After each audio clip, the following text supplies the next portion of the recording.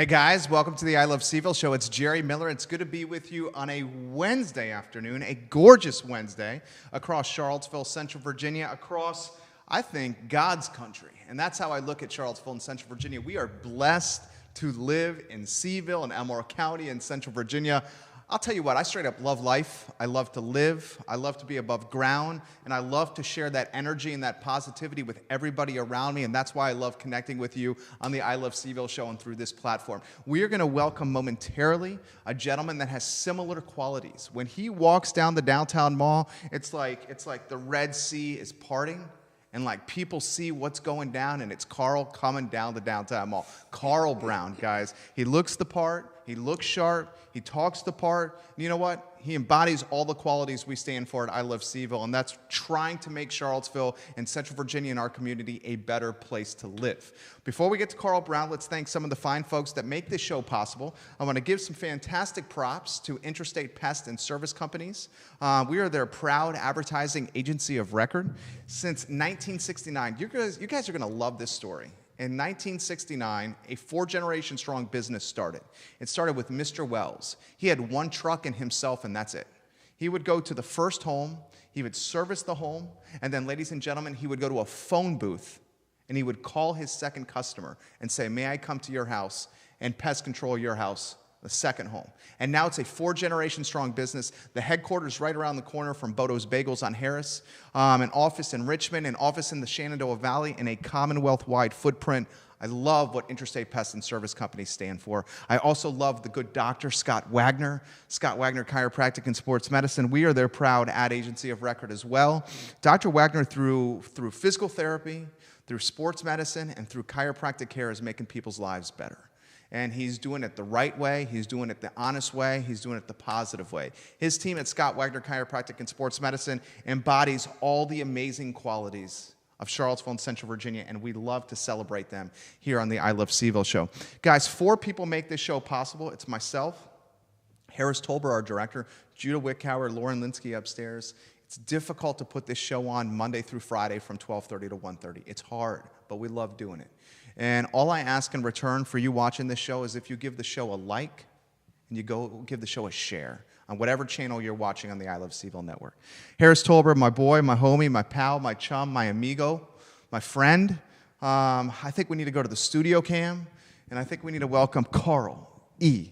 Brown to the show. He's looking good. I'm so excited for this. First, I want to say thank you for joining us. Thank you. Thank you. It's a privilege. Yeah, I want to start with what we call the birth story, and the birth story is kind of like the flip book of who you are as a man, the passions, the hobbies, the interests, what you love about Charlottesville, what you love about living in this community. I'm going to get out of the way. The show is yours. Okay, appreciate it. That's one of those trick questions. You go anywhere you want. Just give it to me in the mic. Give it to me in the mic. The flip page. Born and raised in Charlottesville. Probably I'm 3rd generation of probably 6 generations here now. My grandfather came here probably in the early 40s as a building contractor at a time where contracts for African Americans were slim to none, and he was able to initiate and establish his own construction business and really played a central part into the housing market, which kind of intrigued me now that we're talking about the same thing again. Right around the Vinegar Hill time, he started building low-income houses on his own, and the rest is history. In terms of me, I grew up in that. I grew up in the church. My grandfather was also a pastor, so I grew up in the church. Family, basically, was a family church. The church still exists on 12th and Rasa. Okay. So I grew up in the church. Grew up in the neighborhood. You know, looking back on things, I was really mentored by a lot of important individuals in this community that I didn't know were that important then. Drury Brown was somebody that I could always go talk to. R.A. Johnson, Lindsey Johnson, the Johnson family as a whole. Shout out to that family. And so one of the things I learned early on is, you got to respect your elders. They're going to give you that insight going forward that at the time when you're talking to them, it probably doesn't mean anything. But when you get to a point in your life and you're starting to find yourself, those things that they kind of were putting in your head then that you didn't even pay attention to now come to fruition. So in terms of how I got to where I am, a lot of that is just looking back on conversations I had with individuals who had done it, right. Not knowing that they had done it, being young, thinking that life was something totally different. And then as you grow and that wisdom kicks in, is wisdom and knowledge. As the wisdom kicks in, you kind of realize, okay, what is my path in this life? You've kind of been given some form of a blueprint. And so how do you go about that blueprint? So I followed the blueprint and kind of listened to my instincts off of some of the conversations I've had with various individuals in this community. T. Lewis, who passed away some time ago, but was a great influence in my life in terms of helping me navigate this adulthood as a man and trying to be a businessman, thinking for yourself and understanding things from various perspectives. And so...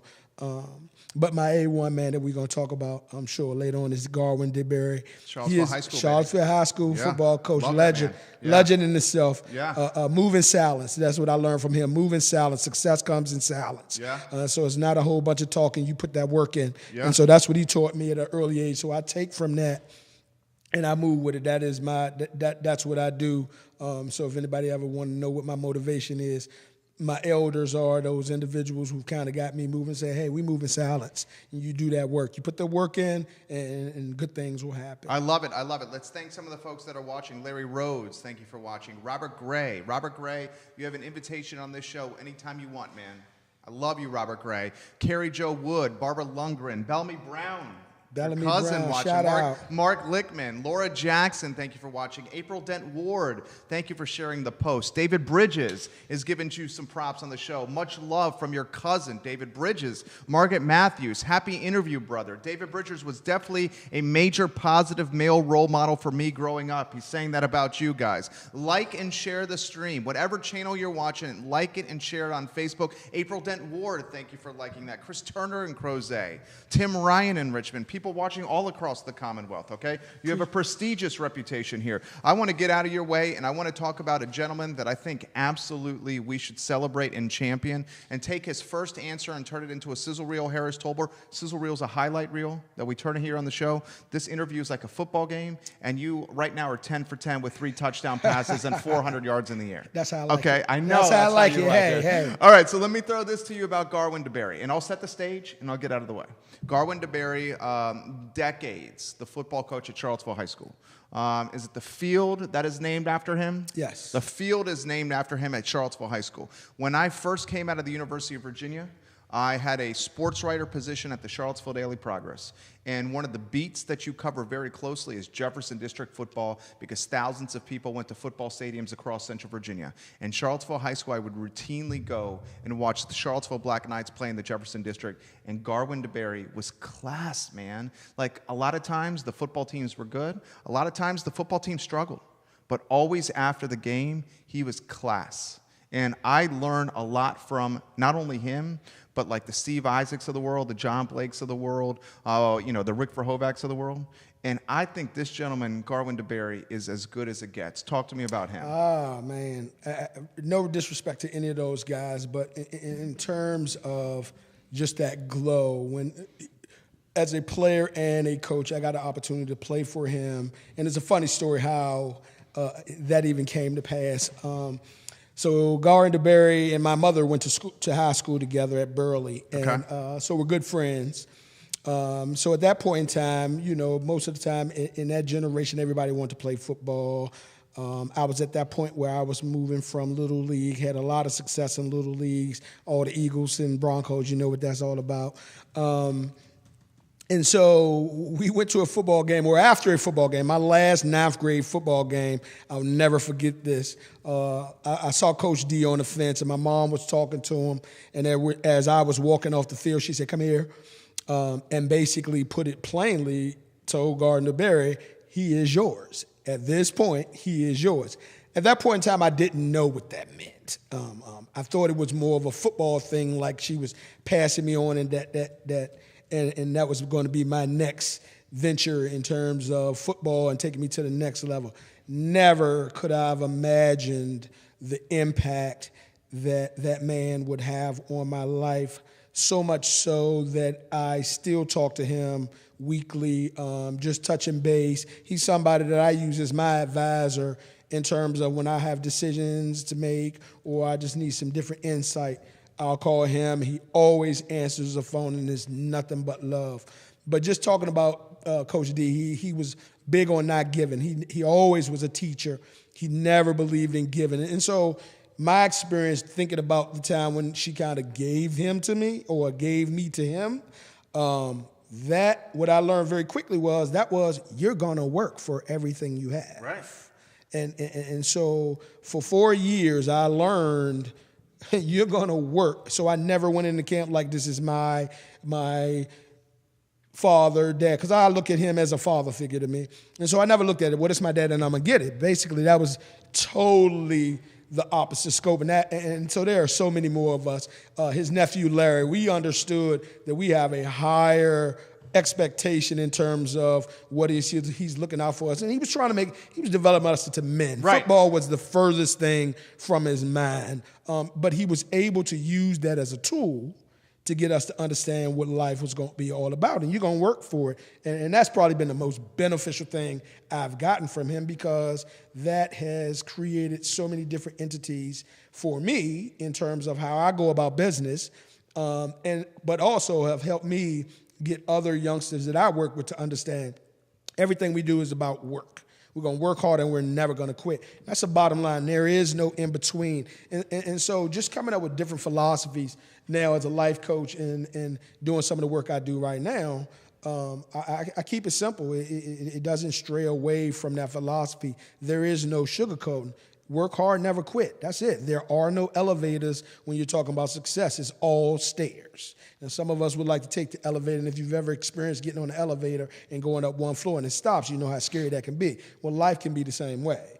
You could take that elevator thinking you're going to get somewhere a little quicker, only to find out you've only gone up one floor, and then you got to get off and walk the rest of the way. Life Love is the that same metaphor. way. So I kind of got that kind of stuff from him. He didn't say it per se, but I knew in the way that he taught that's what he was saying. That was fire right there. Call that the sizzle reel Coach DeBerry. And let's make sure that's a highlight in the show. Claudine Brown, your better half, is watching right now. She says, looking sharp. I'm going to talk about you, Claudine, here. We're going to talk about the love story on the I Love CVille Show. Carter R. Brown, Cynthia Murray, Gene Osborne, much love, Leslie Carter. Brown, KJ Jackson, Willie Hines. Okay. A lot of people watching the show. Give it a like and a share, guys. Any channel you're watching, give it a like and a share. James Watson, Laura Jackson, Mark Glickman. We are live across the Commonwealth. We have people watching outside Philadelphia. We have people watching outside Chicago right now. We have people watching in Charlotte. Jason Cooper, hello. Cindy Jones Stratton says, Carl, what up? What up? Okay, Cindy Jones Stratton is watching. Let me throw this to you here. Let's talk about the mindset of do what you got to do. Like this entire business, our acronym is DWYGD. Do what you got to do. Every day I wake up and you embody the same quality. You know, life brings you hardship. Okay? But I'm not going to choose to look at that hardship. I'm going to look at do what you got to do to overcome it.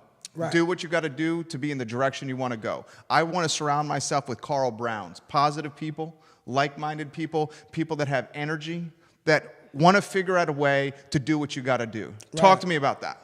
Well, I mean, everybody has a different way of how they look at it. So I like yours, do what you got to do. Mine is pretty much get it done. Yeah. And so in terms of thinking, one of the things I try to get people to understand is plan, idea, action. You got to plan it first. I mean, you just can't go out into the world and say you're going to get it done if you don't have a plan what you're going to get done.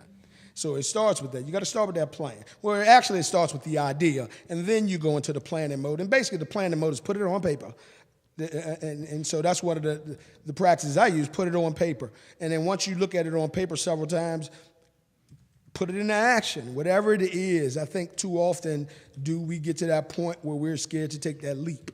I'm scared of what's going to be the end result. If you jump off a cliff and don't believe that you can get hurt at the end, well, I mean, there it is. You're going to be scared to jump off the cliff. But if you jump off that cliff and say, I'm going to be all right, particularly in life, and we're not talking about jumping off a cliff literally, because of many of the aspects of what we as individuals want to do. I know so many individuals who have great ideas. It's just that taking that leap that gets them there. So in terms of getting it done, you have to be willing to take those risks and believe in yourself. It's all about the belief in yourself that you can get it done. And so, yeah, I wake up every day. Every day is a challenge, and I say I accept. So you have challenges. I accept.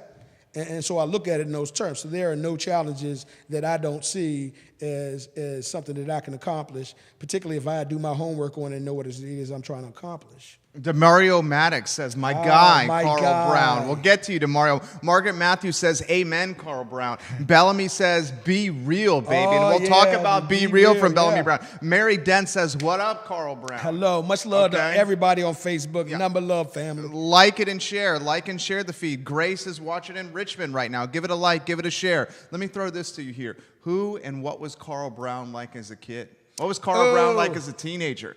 What was Carl Brown like when he was growing up and trying to figure out how to be a man? As a kid, Carl Brown was a musician, actually very young. Like I said, my grandfather was a pastor of a church, and basically the church was comprised of my family. So I had an uncle who was phenomenal, still doing what he does, but he kind of took, well, I had two uncles. One was an engineer, a drummer, and one was a fabulous musician and still is. He's actually in Italy right now doing gospel in Italian. Don't even know. That's that jump, that leap of faith that I talk about. Who in their right mind would say, I'm going to take gospel and take it to Italy and do it in Italian? But that's what he does. But when I was younger, probably 4 or 5 to probably about 10 years old, I was his accompaniment. I was his drummer. So I learned how to play the drums naturally. Just being around, having access to it. I learned how to play the drums, and my uncle kind of took me under his wing, very disciplined, and so I got an opportunity to play out many churches. By the time I was 10, I'd already been in Chicago, Cleveland, New York, North Carolina, but that was my weekend. So he would have stuff lined up. I would get out of school, my mom would have me packed, and I would be on the road. It kind of got to me as I got older because I got a brother. I have friends who were out getting ready to do the football thing in the street and all of that, and I was kind of like bummed because I was getting ready to make this road trip, and most of the time I didn't get back until late Sunday, and then it was only to school. It came to a point where I decided I wanted to play football, and my mom just gave me a choice. Do you want to do this or you want to do this? And so, of course, football came out.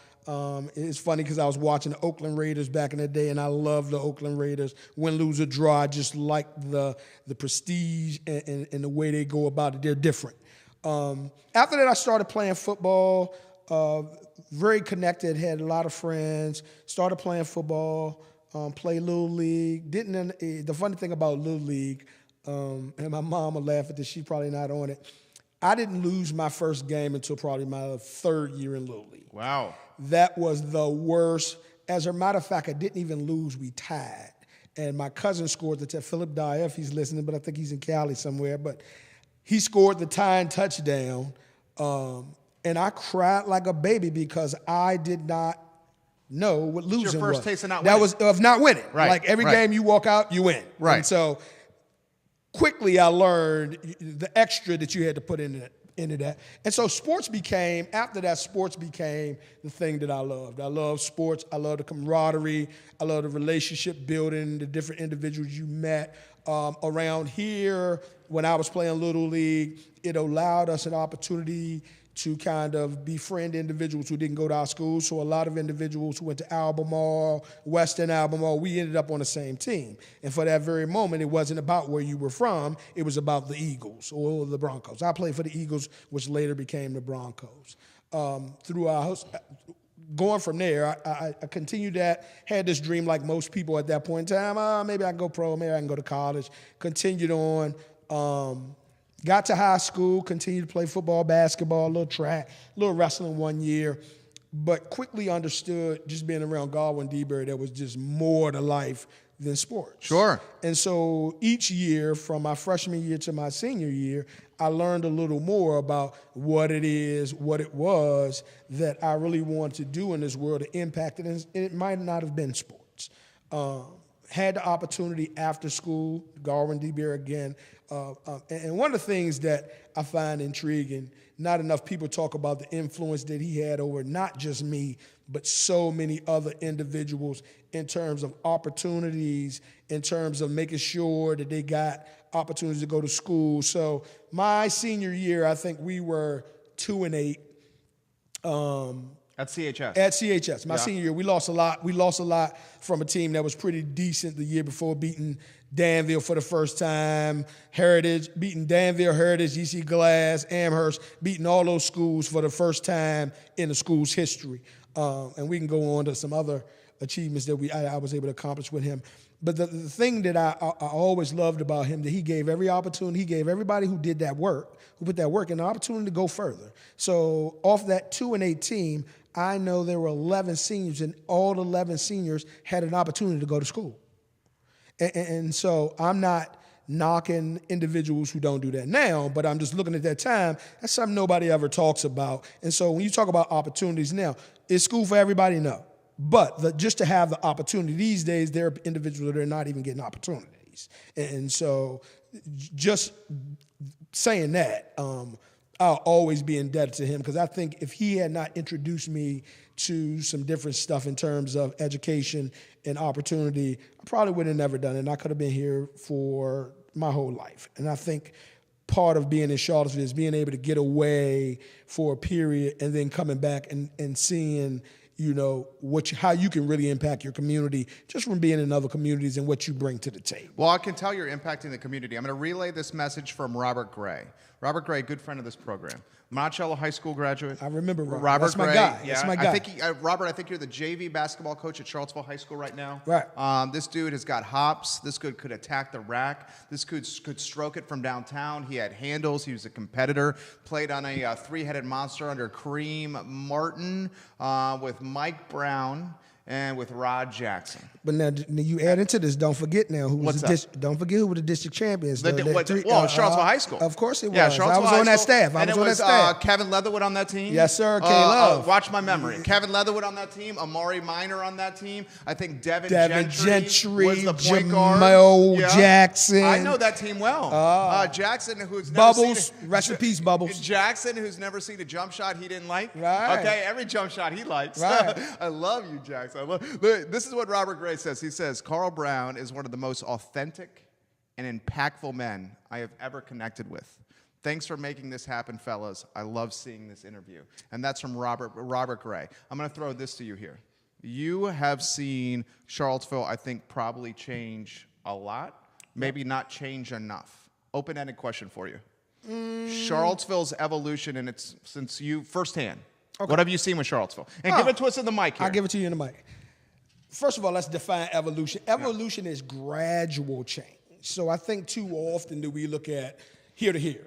It's a gradual change. It's like a flip book. You may not even say it. So I've seen a lot of change in Charlottesville in terms of growth. So you got to understand turnover is high.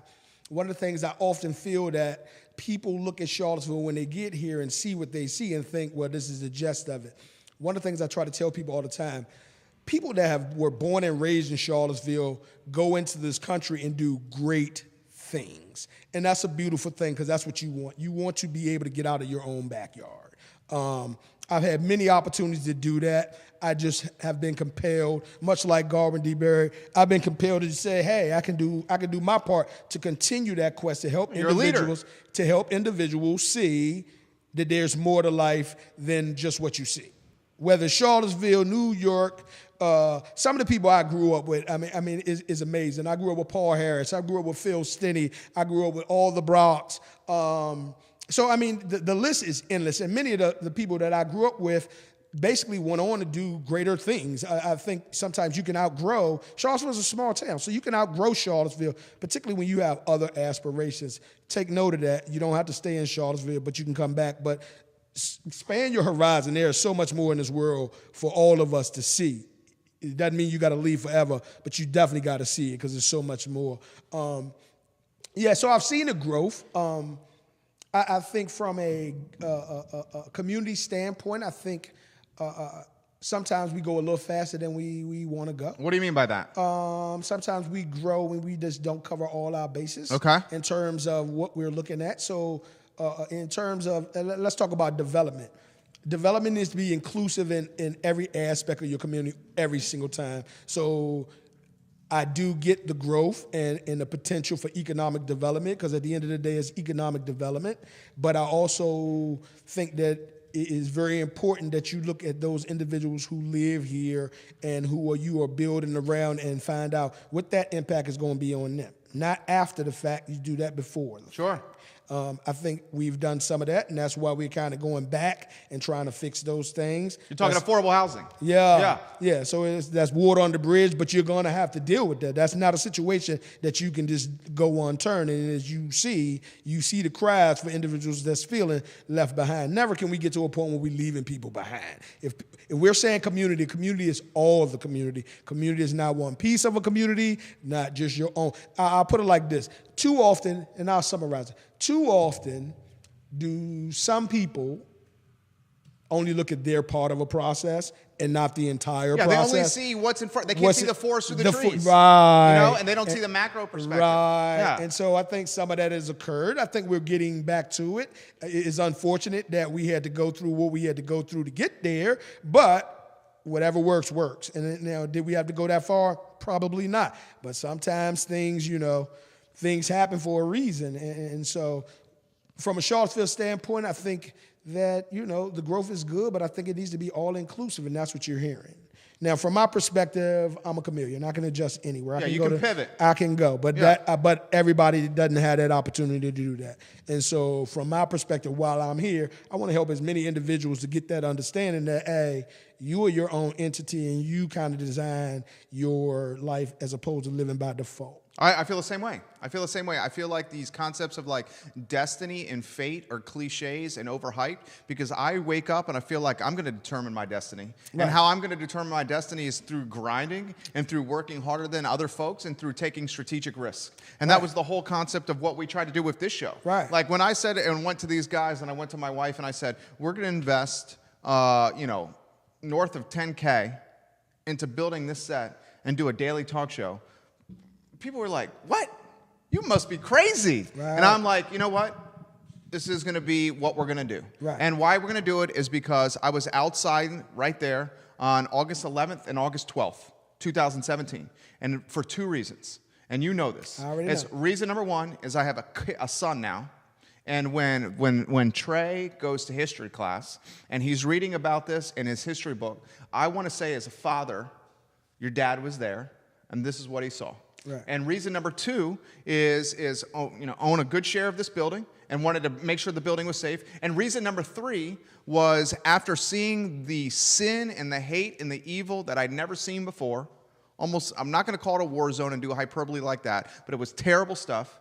I was in a funk for 90 days, 100 days, and I couldn't shake it. And then getting out of that funk was this show. And we're going to do our part, what you're saying, our part, the macro part, to help spotlight leaders and influencers and charities and entrepreneurs and politicians and people that are making Charlottesville a better place and use this platform to introduce them to you. There it is. To the world, okay? So that's the whole influence of this show.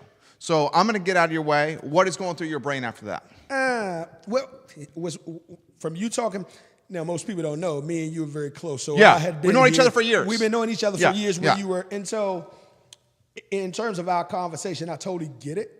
And because it had nothing to do, it was all about your self-preservation and what you wanted to do. That's right. And it's a therapy for me. Yeah, it was very much therapy. And I get it, just because we're close like that.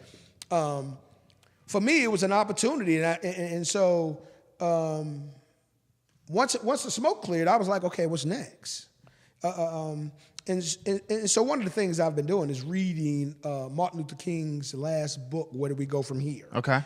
I stress to everyone, if you want to read something totally different outside of the box, read that book, because this was the book prior to him passing away. And basically his question was, where do we go from here is in terms of Are we going to have a community or are we going to have chaos? And that kind of resonated with me because I'd seen both. Growing up for me, and there have always been issues that people had to deal with. But the leaders that I grew up with, your R.A. Johnsons, your Drury Browns, my grandfather, there were numerous counts, but I count those guys because I don't hear their name enough, and those dudes were so influential in terms of getting stuff done here.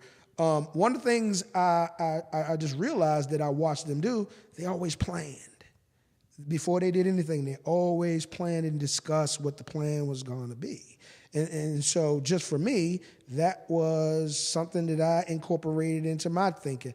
Okay, we're going to move forward and you're going to be a part of this movement to get this right. What's your plan?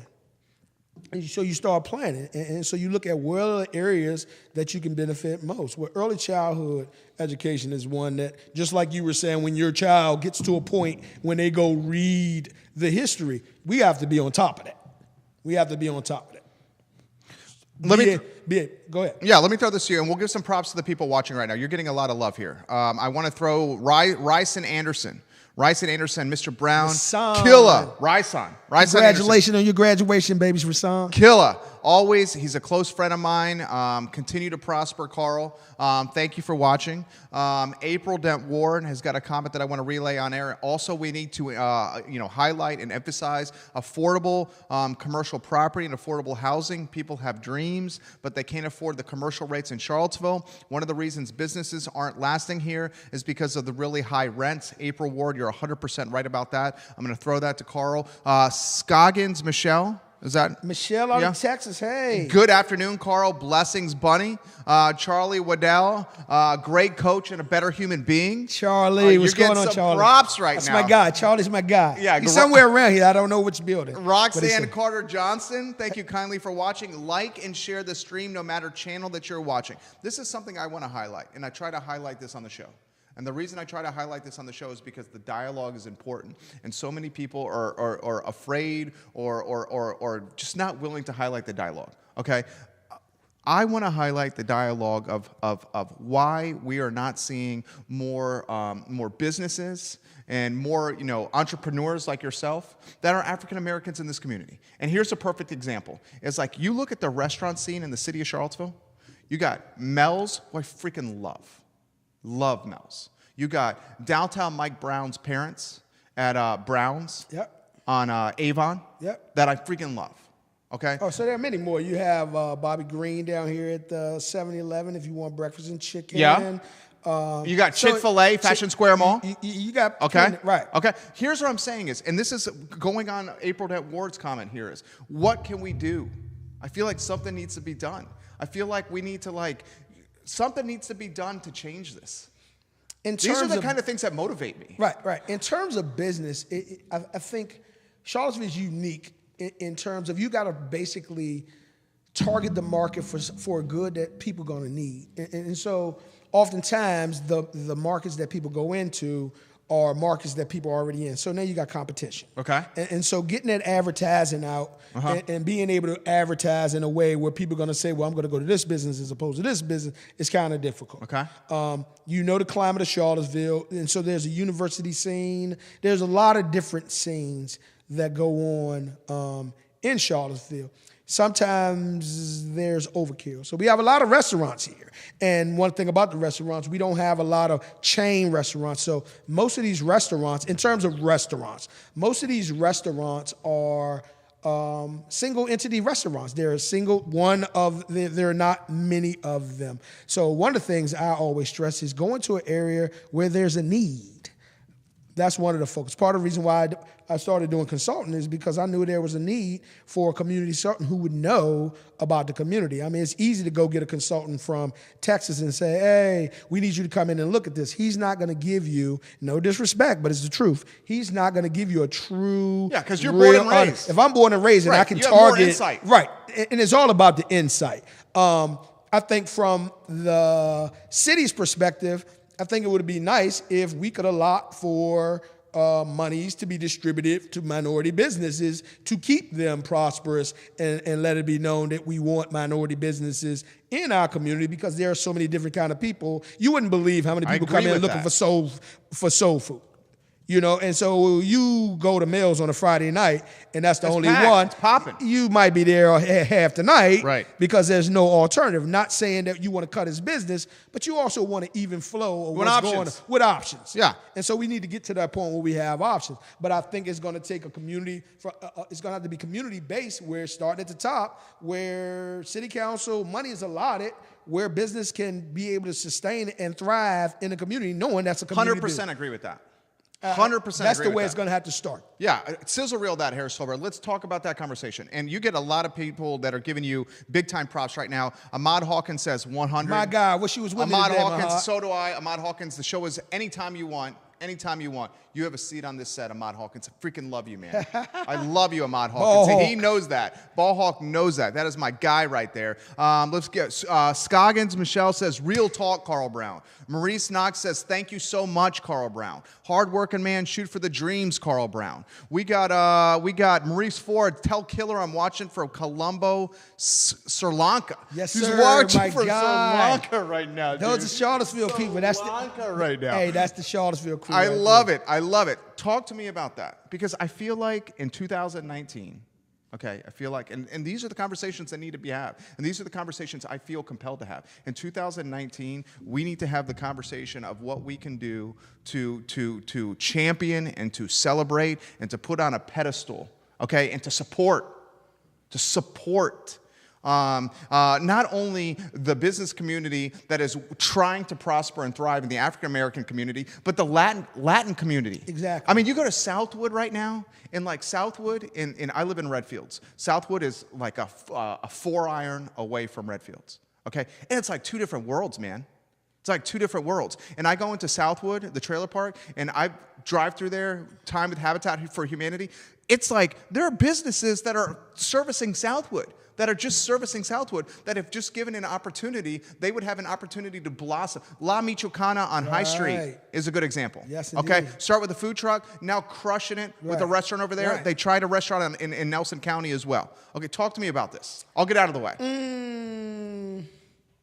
I think, okay, so when we talk about minority, I think wordplay is huge. Okay. I think wordplay is huge, and I think it's easy for an individual to kind of characterize individuals when you say minorities. Well, if you're not a minority, then you're already talking about other. Okay.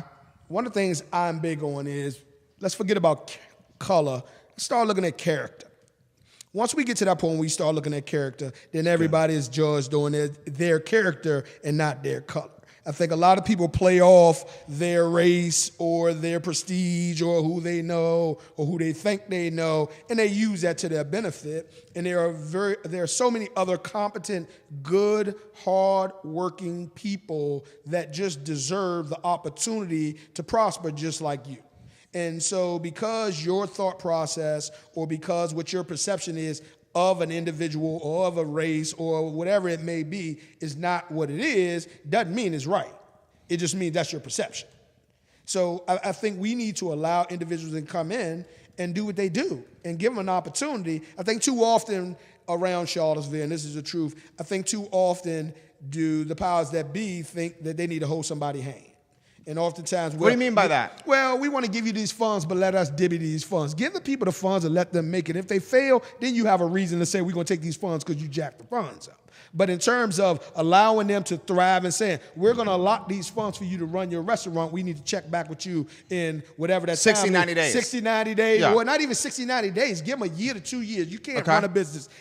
Anybody who's run a business knows it's going to be a 3 to 5 year before you have proof of performance. Proof of performance. Yeah, okay. I mean, too often do we see individuals that starting businesses and 1 year out they're already closed because the hammers come down on them and they couldn't meet the requirements or the business didn't thrive. That's not fair. That's not how businesses run. Anybody that's run a business knows 3 to 5 years is going to be your mark. Legit. That's when you're going to be able to see it. And I think too often do we say, okay, we're going to give you a 1 year pilot, see how it goes. Well, it's going to take you 1 year just to get your feet wet. Right, to figure it out.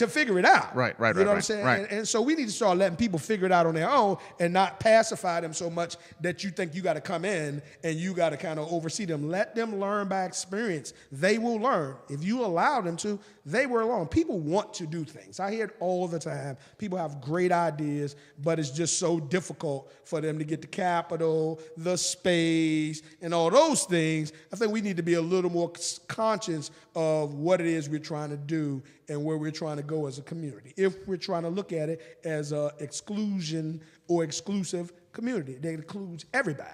This comment's coming in as perfect and you're killing it right now. People, it's resonating. Maurice Ford says, thank you. The last time I was home, Carl gave me a quick session on what's really happening around the community in Charlottesville, like he's doing right now. He's crushing it. Carl, don't quit for the young kids of CVille. We need you. Talk to me about what Maurice Ford is saying.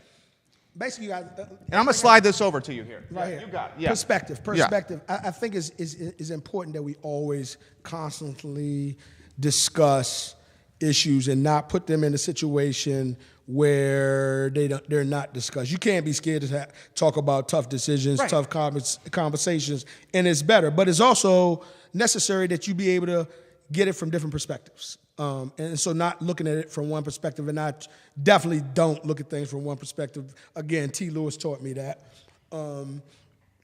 And so, you know, for a person who hasn't been here for a while and they see this is a whole new ball game.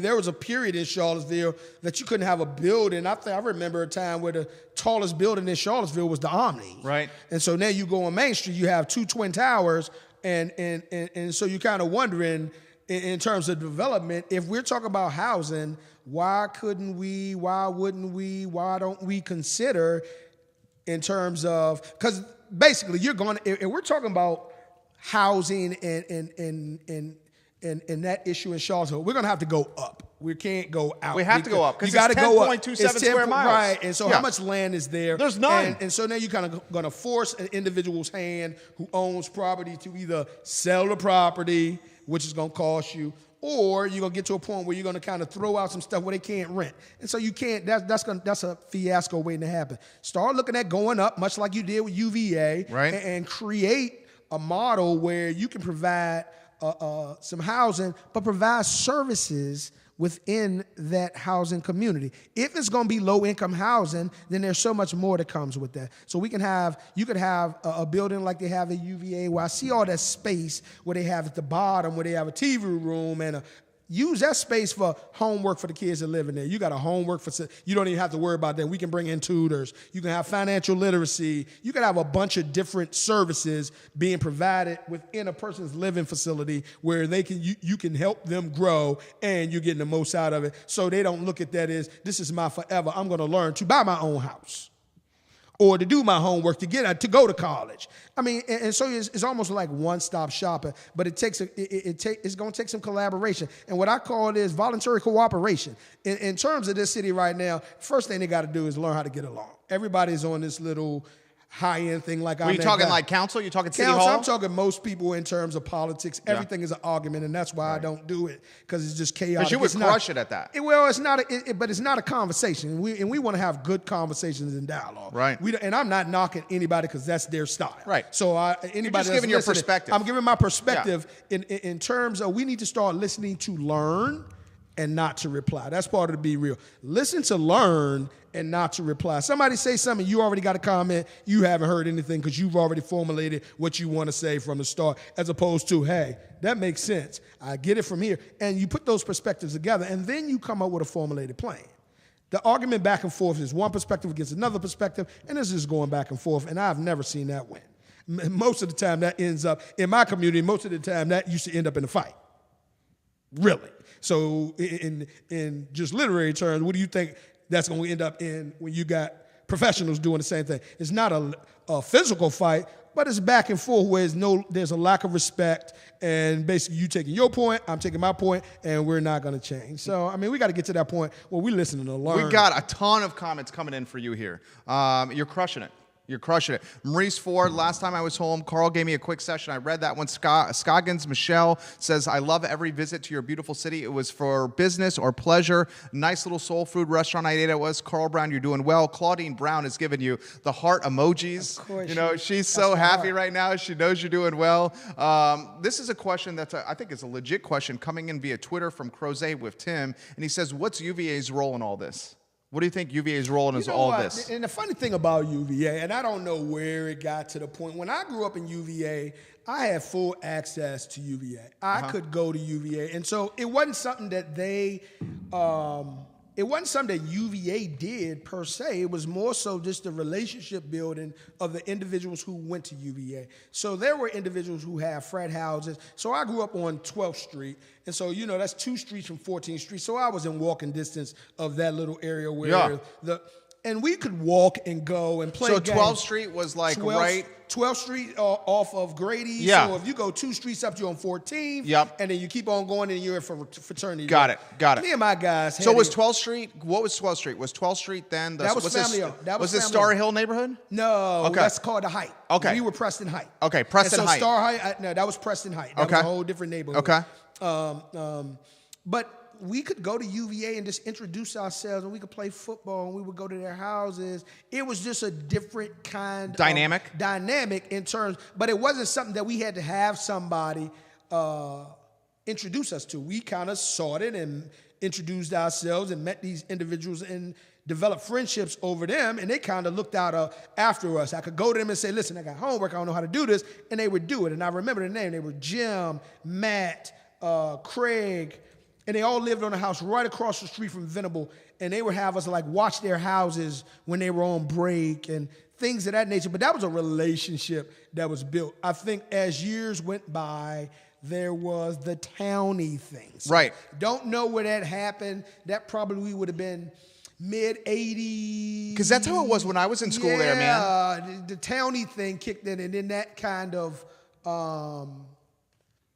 changed the dynamic. People kind of looked at you differently when you were walking up there if you weren't a UVA student. And so that in itself kind of began the separation in terms of UVA being a bubble. A bubble. Yeah, and its I own think, like ecosystem. Right. And you know, the funny part about it is up until when I was growing up, UVA didn't win anything. I mean, in terms of football, you could go to a football game for $3 right. and run about the whole, you could do everything but run on the field. Right. And I mean, and so Bestwick and Sonny Randall. Right, those days. Wasn't toward George Welsh. Yeah. When George Welsh came in, it Things started changed. winning, and it started to change in a different kind of way. Even in that era, though, the UVA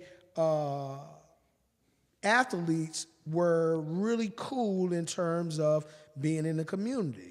Approachable. Yeah. And so you know them on a first name basis. You could play basketball with them. So for a lot of kids now, they are in Charlottesville. They don't have a clue. They look at guys like Ty Jerome and Guy. They look at them as like celebrities. When I was growing up, I could see Odin Polonese play in the Final Four on Saturday and then probably run into him Tuesday after they come back at the Dale and talk about that. John Johnson. I mean, many of those individuals were approachable. So there was this city connect. I don't know what the fallout was, but that gradually started to fade. What do you think it was? Because look, I want to throw this to you. When I was there from, so I'm second generation. My dad went there, and we grew up going to UVA because Dad went there and he loved sports.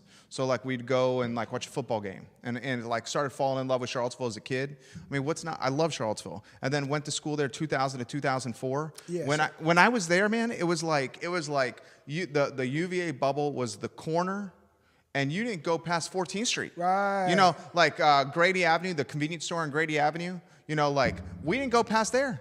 You know, and I don't know what it was, man. And like now, like, you know, I guess now I'm a townie. Now I'm a local. I go freaking anywhere. Well, you know, and you know, I have different perspective now. Like then, I was like, it was like, you know, just leaving the nest. Right. So like, I didn't know what to do. Right. Why do you think that was? I don't know. The dynamic of the city. I mean. Well, I mean, what UVA needs to understand is the city feels when you are being standoffish. So if you put it out there and people. Over time, you get it enough, you'll kind of know, okay, these UVA people on this townie thing, and it's like anything else. Is basically you isolating yourself for whatever reason. Maybe that's a question UVA needs to answer. I 100% agree with you because now being in Charlottesville for 19 years, right? Okay, more than half my life. Okay, I see UVA, and it's so weird because I love UVA. Okay? But I see UVA as being its own very standoffish, what you said, very bubble. Right. Its own bubble, right. And it almost unapproachable, unwelcoming, almost unfriendly. And so you got a game. I tell you, and then it's different. And, well, here it is right now, which is kind of boggling to me. It's a good conversation. Yeah, it's a great conversation. Yeah. It's a conversation that needs to be had. Right. Throughout the week, you get that standoffish, towny mentality. Now, for me, I don't deal with that because we don't care. Well, I don't care. And, right. And I'll look at you as you're a college kid. Right. And so it's but not everybody's like us. No. You know, like alpha, supreme confidence. Right. It's so confidence. Yeah. I do this in the world. I'm not, listen, if I go to Chicago, New York, this is what you're going to get. We're alpha, supreme confidence. I've been to the Big East Conference and sat in the front row, and that's who I am. I'm not tripping on that. But that's not everybody. And there are some people who go about their business, good people, that shouldn't be feeling that. You know what I'm saying? And the crazy part about it is, you get that throughout the week until it's a football game. Then you want every single person in this community and to be a wahoo. And I'm looking at it and I'm saying, now, what's that all about? Right. You know what I'm saying? Are you giving out free tickets? What's your incentive? You treat me like I'm isolated.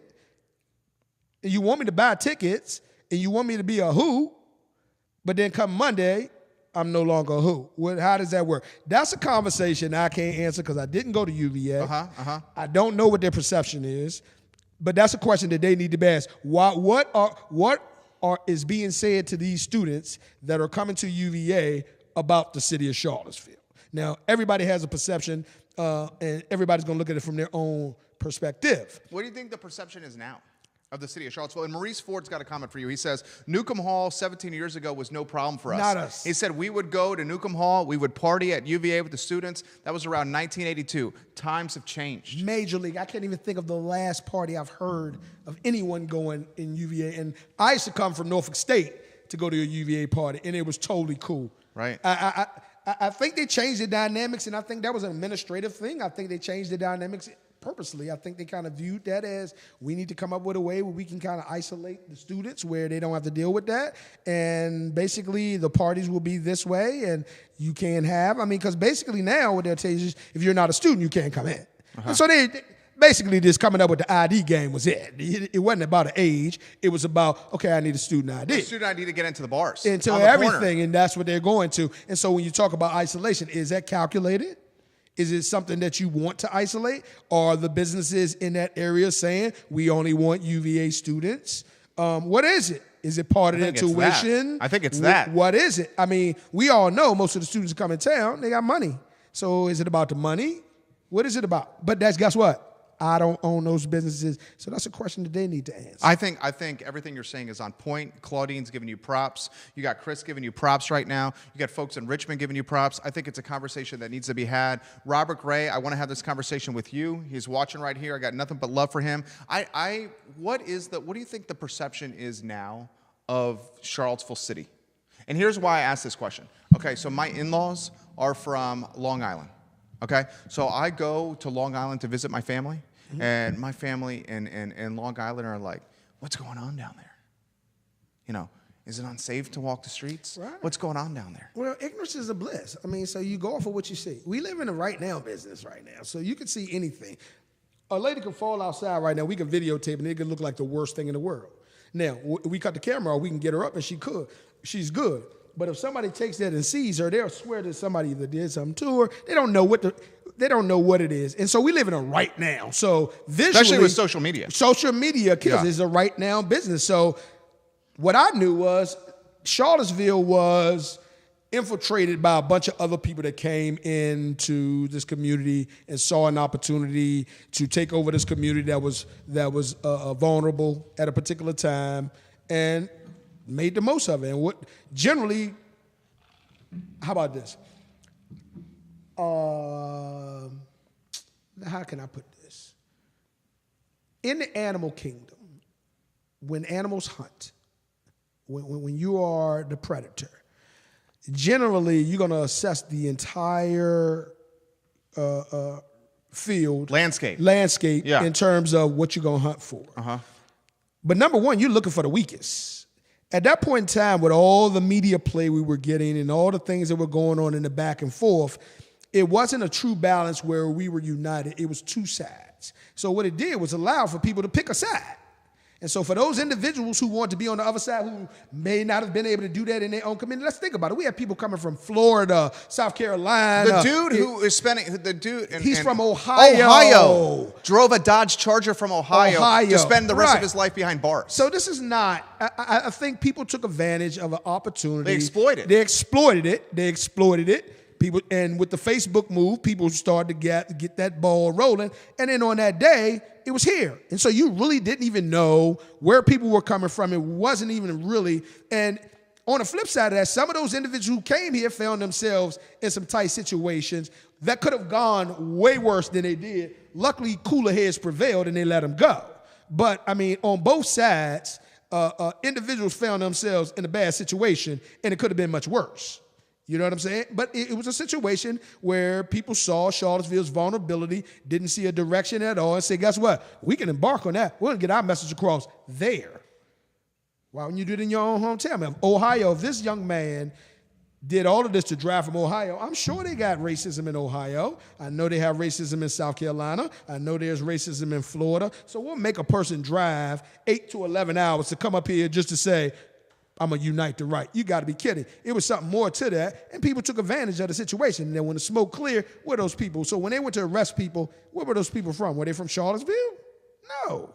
All those people you had to go back and get, California, all of these places, you know what I'm saying? And so when the smoke is clear, I think the people from Charlottesville are getting that understanding is we're never going to let that happen again.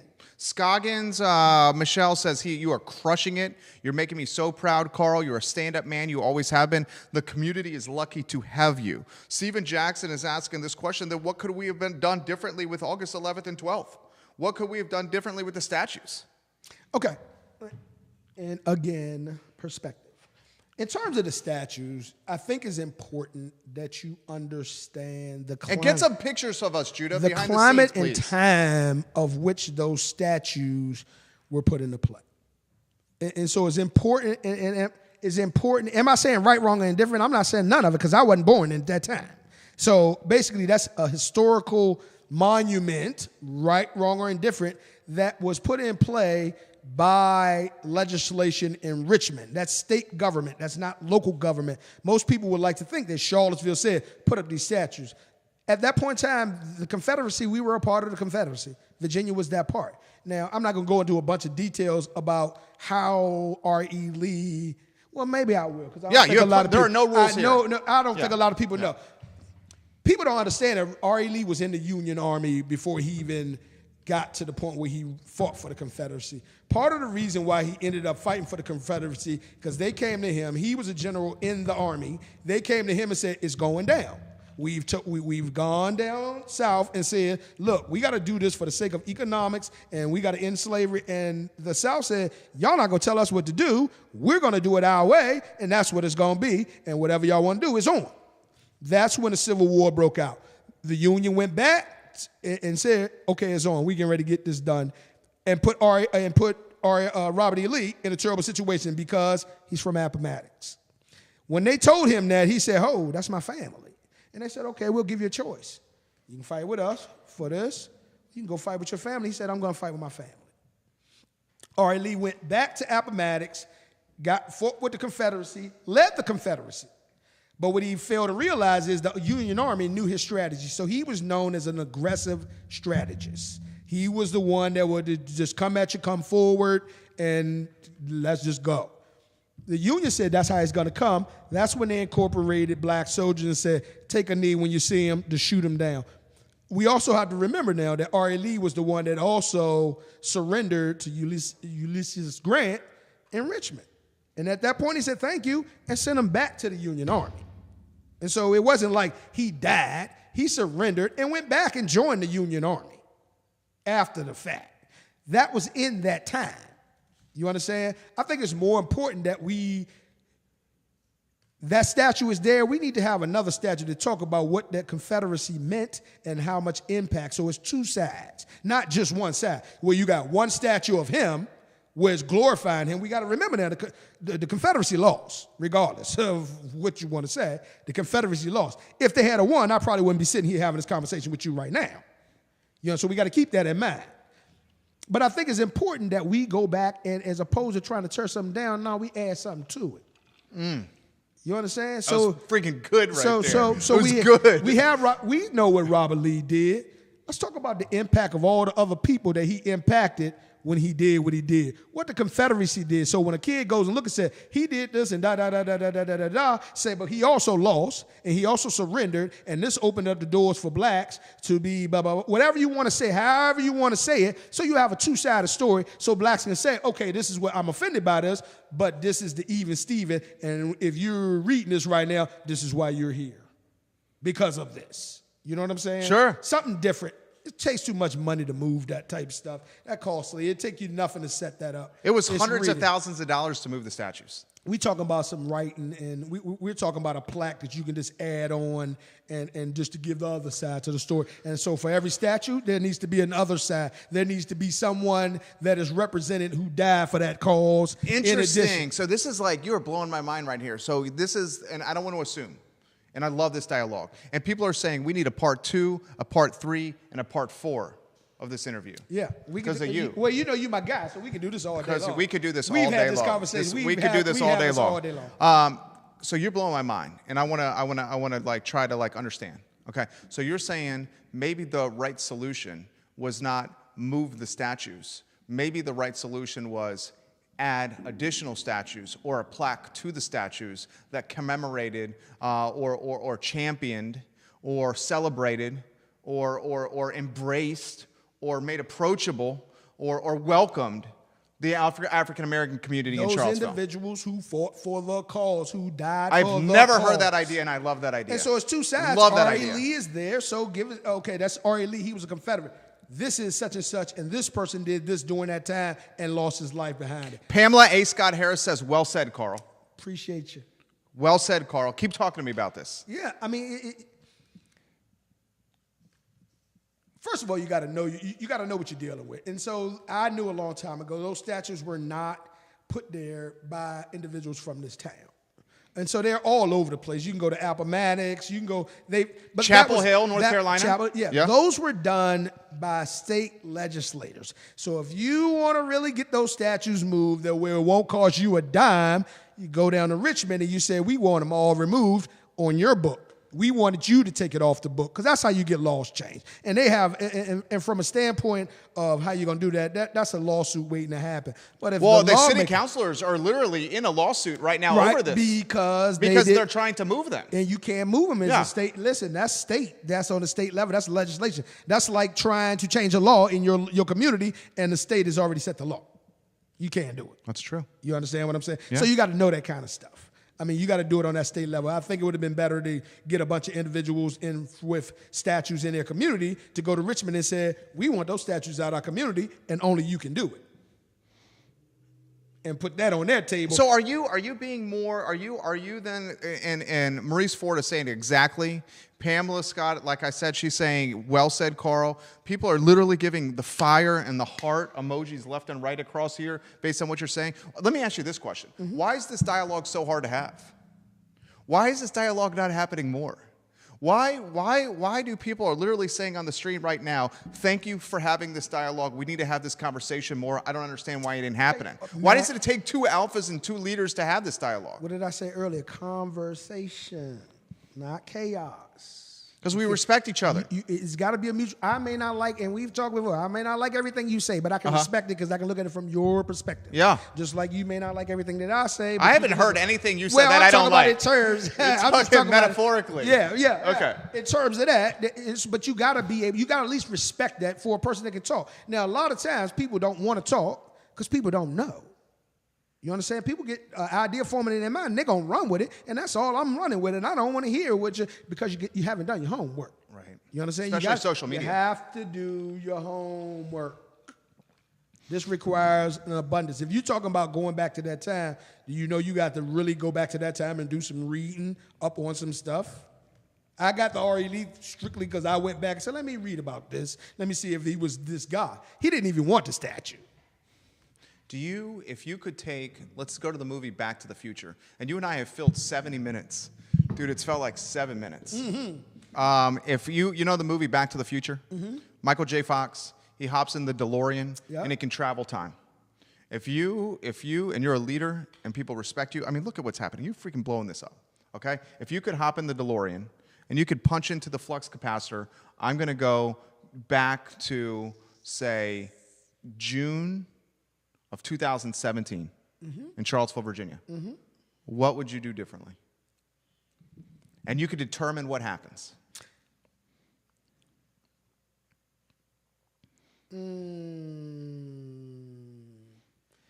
When it got to the point where there were issues. Now, I will say this. When it got to the point where there were issues or concerns or a feeling of uncomfortableness, it's an opportunity. That's always an opportunity to discuss what that feeling is. When a person is uncomfortable, what's the first thing we want to do? Make them feel comfortable, right?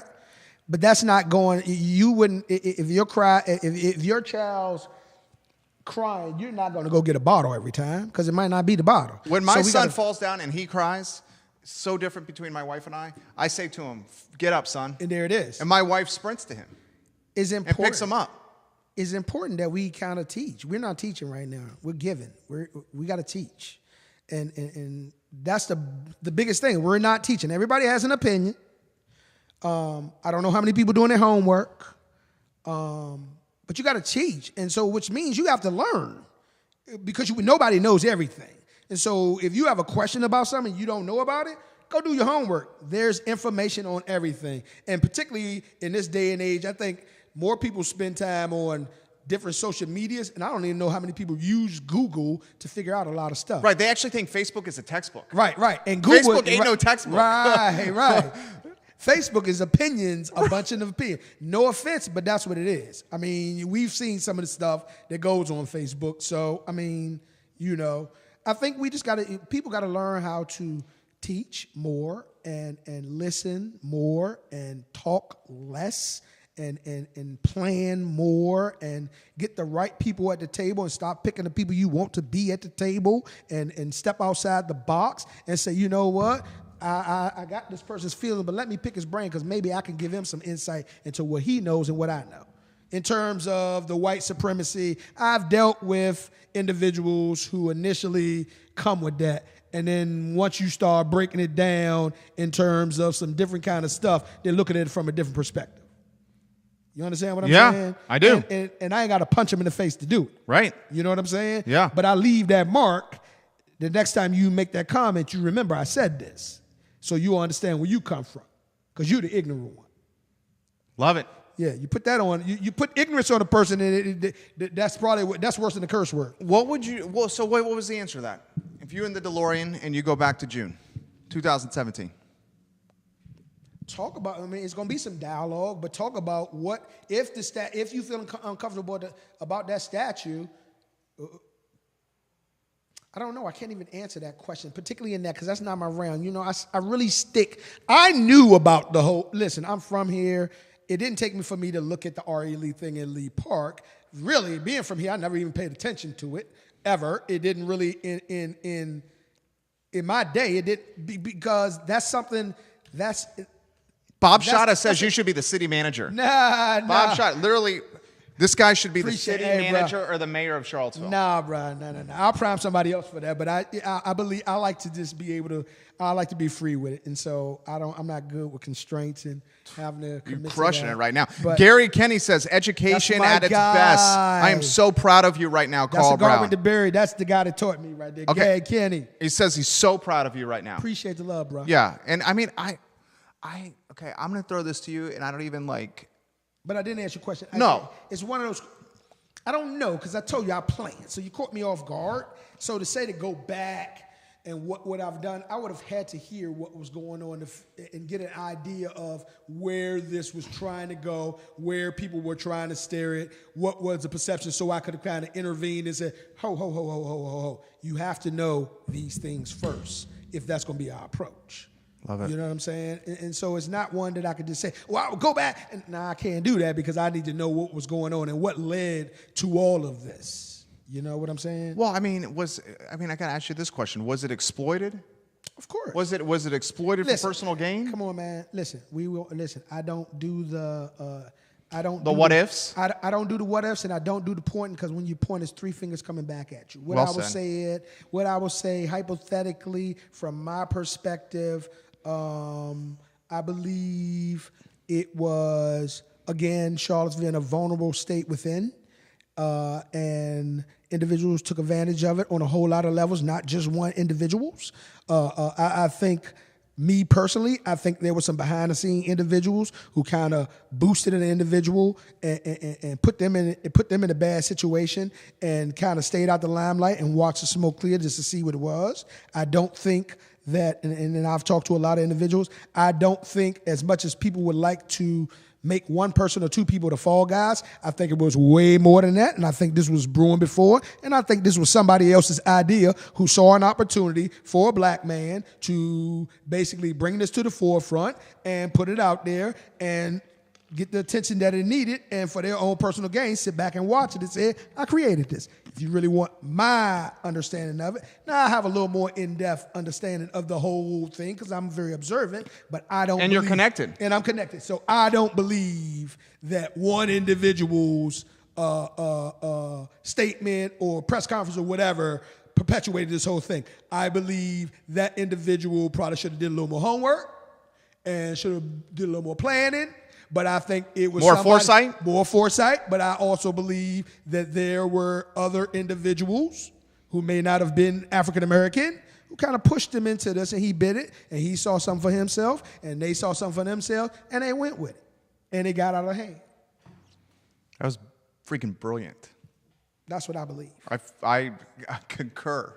You believe that too, right? Yeah. So, I mean, no one person would just come out the blue with something crazy like that. Right. I 1,000% concur. Yeah. And I think sizzle reel that. And I think I 100% agree with that. And I think no one anticipated it was going to fall out like the way it was. Right. And once it fell out like the way it was out of control. It was out of control. And at that point, you just got to deal with the fire. You deal with the collateral damage. Right.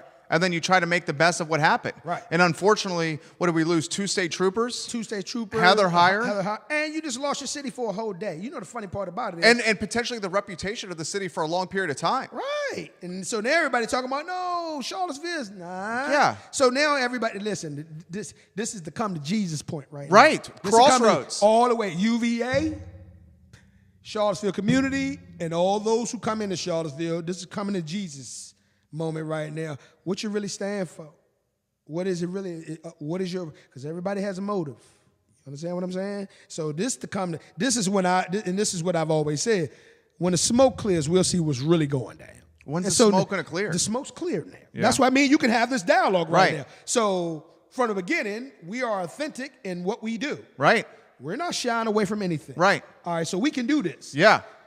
And some other people need to show that they can do this too. If you really about what you say, if you about that word, then step up and say, I'm about that word. You know what I'm saying? Don't hide. Because that's what it's going to take to get this back. Now, what I will say to everybody listening, if they let me and Jury get to going and doing what we do, you better watch yourself, because me and him because we go 1,000 miles an hour. And we'll take it over. Yeah. We go 1,000 miles like an hour. We come from a good place. And it's all about the people. Teamwork for the dream work. There it is. And on top of that, like, we genuinely and authentically and sincerely freaking love the city. You know it. And like, since I've had my kid, dude, it's changed. Yeah.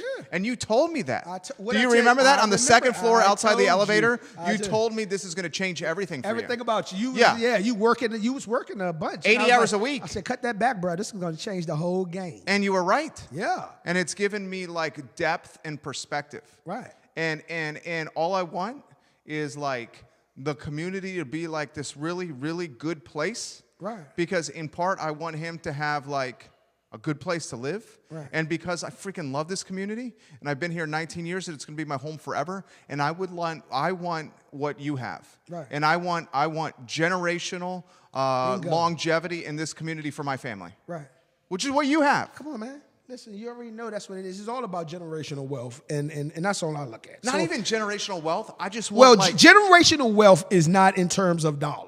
Right, in terms of love. And love, and listen, like security love, and safety. respect, community, safety, understanding, all of those things. That's generational wealth. And right about now, we're losing that.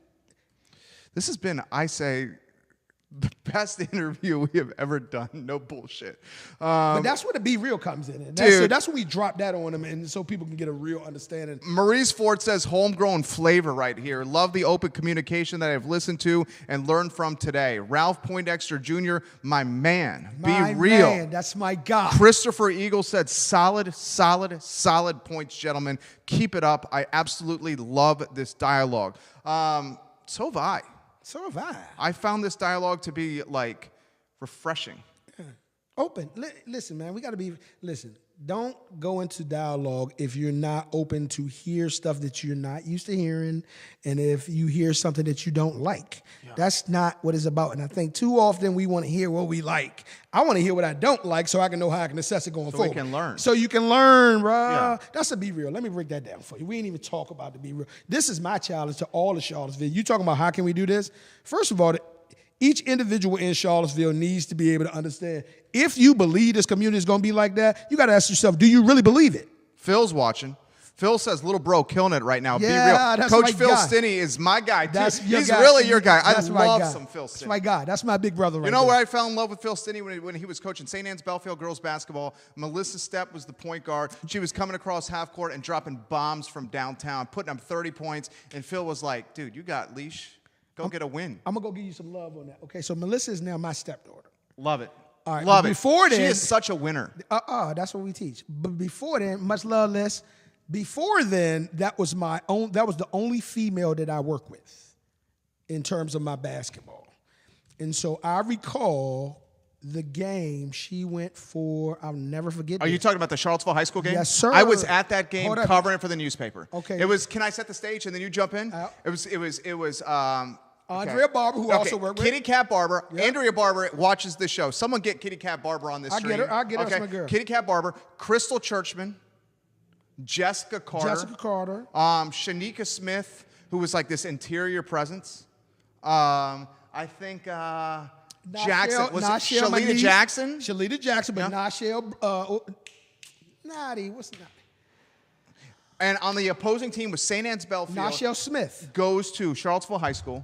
And it was like a clash of like, The not only a basketball game, but it was a clash of like in some ways it was built as like the privileged versus coming into a gym where maybe not so privileged. Right. And St. Anne's Belfield was going against Charlottesville High School, and it was the two best girls basketball teams, the two best players, Kitty Cat Barber against Melissa Stepp. And dude, I was watching this right behind the scorer's table, and I'm like, I effing love what I do.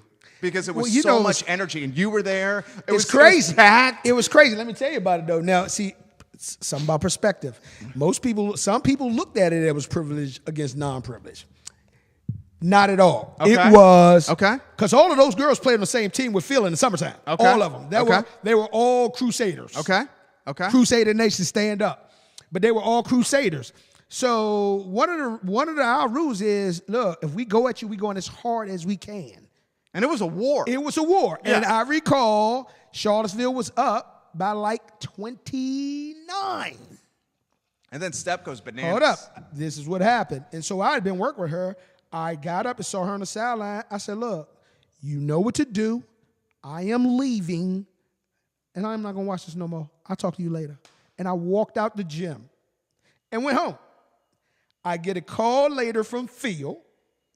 He said, bro, do you know what your girl did? I said, hold up. Did you win? He was like, hold up. Listen, do you know what your girl did? And Phil Stinney, stab coach. I said, no, what'd she do? He said, dude, she took the game over and went for like 53. Phil says 33. He's watching right now. Right. How many in the second half, Coach Stinney? How many in the How second many was half? that second half, That game Phil? was honestly one of the best games I've ever seen in my life. Wait, I know. and I'm going to put it out there since nobody know that Charlottesville, you're dead wrong for this, but Charlottesville destroyed the tape so when nobody ever see it again. Really? Yes, indeedy. And That's you know, and that was at the time yeah. when Kitty Cat Barber went on and played at Virginia Tech. She went to Tech and then transferred to VCU. To VCU. Right. Yeah, to Kitty Cat Barber. And she was like, dude, I remember watching her. She played on the varsity team all 4 years, started as a freshman. And I remember watching her play even as a freshman and like sophomore. And I'm like, this is like the best player I've ever seen. Crusader Nation, bro. I talk about that. I mean, she like literally had every God-given talent possibly humanly imagined. Could run, could jump, could finish, had handles, was a wing who could streak to the rack, could stroke the jumper, and she would get hot. But it's something to be said. I'll tell you what. See, now here's the difference. It's something. I still see her every now and again. Yeah, it's something to be said about that drive. And so Kitty Cat had all of that, but she didn't have that drive that Melissa had. That I'm not going to let you beat me. Well, Melissa and Phil's correcting me. I'm sorry about that, Coach. She went for 53 points in that game. 41 in the second half. 41. And he didn't let it go. So we laughed. He had to. Yeah. Well, no. Listen, he didn't care. He said, "I'm gonna see what you're gonna do." Yeah. Phil is not that I have to do anything. I'm right. gonna see what you're gonna do. Touche. And she had Melissa had where I've never seen before. She had that, dude, I'm going to step on your throat. Oh, yeah. And I'm going to put it down into the ground. And listen, you wouldn't believe this. And Phil, Crusader Nation, bro, that's what we pretty much taught all of them. So it's crazy because all of those girls played in the summer together. So when we used to play against each other, whether it was me coaching Charlottesville and us going, because Bradley Starks was a Crusader. Basically, Bradley Starks. I already told my team when I coached Charlottesville, I'm letting you know now, he is coming for your necks. He was probably the best high school athlete I'd ever seen. And it was crazy. I had him so when he was an 8th grader, and he could have played with 17s as an 8th grader. Bradley Starks was a 3-way player at Orange County High School. He was a starting quarterback under John Kajanian. He was a safety under John Kajanian. Right. He was a kind of a point forward. He could play anything on the basketball court. Right. And on that team, it was like Asa Chapman. Right. And he was like 6'4", 300, but he was dunking the ball like he was like 6'9", like 210. Yeah. Clint Hunter was on that team. Yes, indeed. And Bradley Starks ended up going to West Virginia. Play wide receiver for West Virginia. And Bradley Starks, I believe he is in law enforcement now. Right. In Orange County High School. Tore his knee up his last year. And if Bradley Starks, I'm going to say this, if Bradley Starks had gone to college for basketball instead of football, he'd probably be playing in Europe right now. Right. Easy. Because he was that good. Yeah. But at that time, football was like the sexy thing to do. Right. Well, for us, it was to get the degree for free. That was the sexy thing to do. He got the degree from West Virginia. Degree for free, baby. That's what we do. Crusader Nation, you know what I'm talking about. Oh, I love you. Yeah, that's what we do, babe. So at the end of it all, when the career ended, let's pop those degrees up and go work. And you're a professional. You're just not a professional Phil athlete. says, I am loving this. Janet Hearn says, Crusader Nation, there it baby. is, baby. Ralph Poindexter Jr., in the infamous words of Marvin, what's going on? My man knows what I'm talking about. Yeah. Killa Brown. My guy. Okay? Claudine Brown says, I'm loving this too, Phil Stinney. Guys, there's going to be a kitty cat was 3 years old with a ball in her hand in Prospect, is what April Dentwart said. You better believe it. Kitty cat was 3 years old with a basketball in her hand. I saw her the other day at ACAC, and she still looked like she could go off for 40. Yeah, it's going to take some work. It's going to take some work. She was so She'll go fun off for 40 to watch. indirectly, but I loved watching her battle the Western Admiral team, where she would go toe-to-toe with Mary Schwartz and Molly Schwabel. And those teams were coached by Jason Barnett, and the assistant coach was Chris Wright, who's the head coach now. And Kitty Cat would go in there and pick the Crozet Crazies apart like Thanksgiving turkey, dude. And the Crozet Crazies would freaking hate it. Well, let's just think about where we are now and what we're talking about. And one of the things I ask myself is, where did that go? Like, where are our kids that compete like that? It's because it's the negative effect of social media. Yeah, it's the negative effect of these things, dude. You Have you not seen like kids now? They have like text neck. Yeah. They're looking down like this all the time. I don't know if you can get a degree from college for being a tech nerd. You can't get a degree from iPhone. Yeah, iPhone don't have a university. Right. Remember that. I mean, answer what their requirements is. Look at the iPhone. Gary Kenny says, "My cousin, Kitty Cat, baby." Yes, indeed. You know what it is. It's all family. Charlottesville is just a big old family. Yeah, everybody's like 3 degrees apart. Yeah, there it is. This is fun, dude. Everybody who's watching, we are gonna if he has the time, his most valuable commodity is his time, and he's graced us with 85 minutes of his time, and this is undoubtedly the best interview we have ever done. I appreciate it. I will ask him kindly and respectfully, can we do this again? Of course, anytime. You get the open, I already told you that. You're my guy. So. Part 2, Part 3, Part 4 plus 5. You tell me when. We can do this regularly if you want to. I've thoroughly, I have goosebumps. I've thoroughly enjoyed this. Carl Brown, guys, follow him on Facebook. This man is a leader. This man is making an impact in our community. This man is a freaking rock star. Don't forget the parent piece, Phil says. Before I go, we'll touch that next time. We got part so much two. more. Yeah, part two. We 90 minutes in, Coach Phil, Denny. send me agenda, Phil. I'll get you. I know you got a plan for it. Maurice Ford says it's almost midnight where I'm watching. Where are you watching again, Maurice Ford? Did he say Sri Lanka? Yeah. Maurice is watching in Sri Lanka right now. Yeah. He says, I got to go to bed. But this has been thoroughly enjoyable. And Stay safe. Stay safe. I Stay love safe. CVille. We got people watching in Sri Lanka, outside Chicago, outside Philly, outside Charlotte, and D.C. and across the Commonwealth right now because of this man. Number love for you people. Number love. We will do this again. I am thoroughly jacked and fired up. I feel like I can go win championship right now, dude. Let's go win one. Yeah, we're gonna win a championship. All right. I'll tell you about which championship we're gonna win. We're gonna take a break. 3 o'clock, we're going to celebrate animals in Charlottesville and Central Virginia. Animals mean a lot to me. I'm a German Shepherd fan. I love to celebrate the animal community. 3 o'clock, we got What's Barking Local, powered by Animal Connection on the I Love CVille network. Phil Sidney says he's ready to win a championship. Maurice Ford says he's in Colombo, Sri Lanka. Stay safe, bro. Stay safe over there. We love you guys. We will welcome Coach Carl Brown back to the show. Undoubtedly in the near future. And Harris Tolbert, thank you for directing. Judah Wickower, Lauren Linsky, thank you for producing. This is the I Love CVille Show on the I Love CVille network. It is my pleasure to do this program and connect with you guys on this show. My pleasure. Freaking love this community. We close the show the same way every time. Embody the golden rule. I'm not going to make this about religion. I'm going to make this about treating others how you want to be treated yourself. Treat others how you want to be treated yourself, and watch how it has a viral impact, a viral positive impact throughout the entire Charlottesville and Central Virginia community. The golden rule. We'll see you in 62 minutes with What's Barking Local. Bro, we got a weekly show. You crushed it, dude. You pick up topics, dude. We could crush this. We do it if we want to. We'll get one more. I was like, dude.